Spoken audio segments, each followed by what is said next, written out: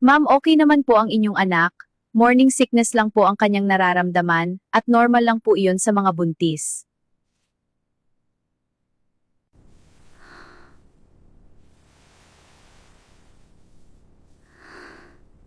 Buntis ka! High school ka palang, Maribel. Alam mo ba kung paano bumuhay ng bata, ha?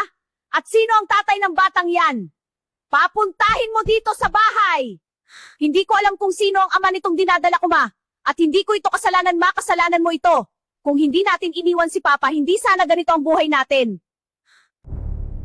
Anong hindi mo alam, ha? Hindi mo alam kung ano ang pinagdaanan ko sa tatay mo. Hayod ka lang abaw ako para lang mapag-aralan ko kayong lahat. Ito pala ang pakiramdam ni nanay at tatay nung maaga ako nabuntis. Buntis ako, be. Pero hindi ko alam kung sino ang tatay nito. Maribel naman, anong hindi mo alam? Paano na yan? Ang taas pa din ng lagnat ko, sana bukas okay na ako para makapasok na sa trabaho.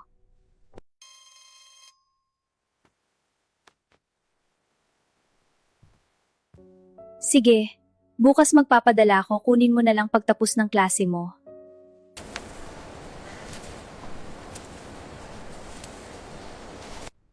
Saan ka pupunta, Maribel, ha?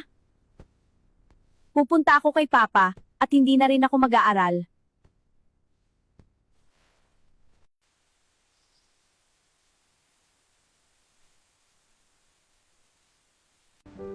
Uuwi ako kay Papa. Alam ko tatanggapin niya ako doon. Good morning, Miss Asha Santos. Ito pala yung documents na pinabibigay ng principal. Jason? Ikaw ba yan? Hala, dito ka din pala at teacher ka din pala? Papa? Ikaw ba yan? Bakit ganyan ang itsura mo? Anong nangyari sa iyo? Ito ang mga kapatid mo. Iniwan ako ni Cristel at iniwan niya sa akin ang mga bata, sumama siya sa ibang lalaki.